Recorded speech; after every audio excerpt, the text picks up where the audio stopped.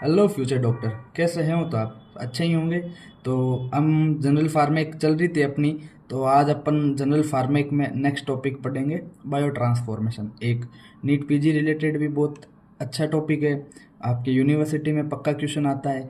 तो बेसिकली आप ध्यान से पढ़ना, मैं भी बेस्ट दूंगा आपको, आपकी कोई क्वेश्चन गलत नहीं होगा। अब पढ़ना शुरू करते हैं। Bio transformation. बायो ट्रांसफॉर्मेशन क्या होता है? बेसिकली बायो ट्रांसफॉर्मेशन ये होता है कि एक प्रोसेस होती है जिनमें बायोकेमिकल रिएक्शन होती है और वो ड्रग को अल्टर कर देते हैं बॉडी में। तो उससे बोलते हैं बायो ट्रांसफॉर्मेशन या ड्रग मेटाबॉलिज्म। अगर ड्रग मेटाबॉलिज्म नाम से क्वेश्चन आए तो भी अपन कर सकते हैं। तो the process by which biochemical reaction alter the drug within the body are called drug metabolism और बायो ट्रांसफॉर्मेशन। और अपन ने बायोकेमिस्ट्री में पढ़ा था बायो ट्रांसफॉर्मेशन पिछले साल फर्स्ट ईयर में। उसमें क्या कहते हैं कि जो टॉक्सिक कंपाउंड को नॉन टॉक्सिक कंपाउंड में कन्वर्ट करते हैं उसे क्या बोलते हैं? Bio transformation. ये भी अपन यहाँ एड ऑन कर सकते हैं। ठीक है। अब बायो ट्रांसफॉर्मेशन ऑल्सो इंक्लूड, क्या क्या इंक्लूड करती है? बायो ट्रांसफॉर्मेशन इंक्लूड करती है कि या एक्टिव ड्रग किस में कन्वर्ट हो जाए, इनएक्टिव ड्रग में, इनएक्टिव प्रोडक्ट किस में कन्वर्ट हो जाए, एक्टिव मेटाबोलाइट में, एक्टिव ड्रग किस में कन्वर्ट हो जाए, एक्टिव मेटाबोलाइट। तो इनको अपन देखते हैं। अगर एक्टिव ड्रग इनएक्टिव ड्रग में कन्वर्ट होती है, उसका एग्जाम्पल है फिनोबार्बिटोन, जो किस में कन्वर्ट होता है? Hydroxy phenobarbitone. इनएक्टिव प्रोड्रग किस में कन्वर्ट हो? एक्टिव मेटाबोलाइट में। तो उसका एग्जाम्पल है एल डोपा, एल बोले तो लीवोडोपा, किस में कन्वर्ट हो जाएगा? डोपामीन में। अगर एक्टिव ड्रग कन्वर्ट हो एक्टिव मेटाबोलाइट में, इसका एग्जाम्पल है कोडिन या मॉर्फिन।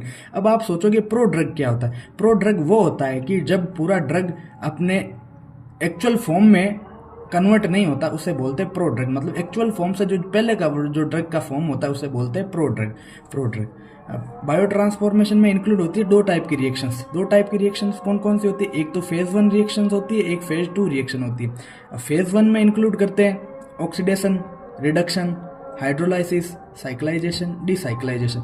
ये आप रिएक्शन का नाम याद रखो, बाकी पूरी इनकी रिएक्शन आपकी पूरी फार्मेक में, बायोकेमिस्ट्री में आपने पिछले साल पढ़ा हो तो ये आगे आती जाएगी, चलती जाएगी। फिर सेकंड में मिथाइलेशन, सल्फोनेशन, एसिटाइलेशन, कंजुगेशन और ग्लूकोनाइजेशन। इनके नाम याद रखना कि बायो ट्रांसफॉर्मेशन में दो टाइप की रिएक्शन होती है, फेज 1 और फेज 2। फेज 1 में oxidation, reduction, hydrolysis, cyclization, decyclization. Phase 2 में methylation, sulfonation, acetylation, conjugation, glucuronidation. अब एक अपन देखते हैं, एक हीमोप्रोटीन होता है जिसको बोलते हैं साइटोक्रोम P450। ये हीमोप्रोटीन एक एंजाइम है, ये जो इनर माइटोकॉन्ड्रियल मेम्ब्रेन पे मोस्टली प्रेजेंट होता है। ये इसका काम होता है कि एटीपी फॉर्मेशन करना। लेकिन अब इस साइटोक्रोम P450 का एक सब टाइप है, एक अलग टाइप है, उसका नाम है CYP3A4। अब CYP3A4 अपन को पता कैसे चलेगा या ये क्या है? तो इसका नोमेनक्लेचर के कुछ रूल्स होते हैं। जो ये आगे वाला CY है, ये इसका मतलब होता है cytochrome.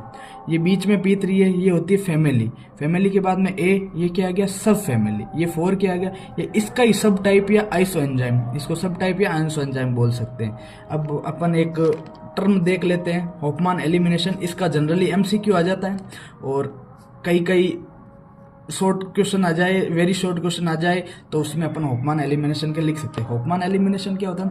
Continuous metabolism in plasma through molecular rearrangement without involvement of any enzyme. मतलब किसी भी प्लाज्मा में मेटाबॉलिज्म हो, उसमें कोई भी मॉलिक्यूलर रीअरेंजमेंट नहीं हो, बिना किसी मॉलिक्यूलर रीअरेंजमेंट हो पर लेकिन एंजाइम का इन्वॉल्वमेंट नहीं हो, उसे हॉफमान एलिमिनेशन कहते हैं। एग्जाम्पल हो जाएगा एट्राकोरियम। एट्राकोरियम क्या होता है? स्केलेटल मसल रिलेक्टेंट होते हैं, इसको अपन आगे पढ़ेंगे।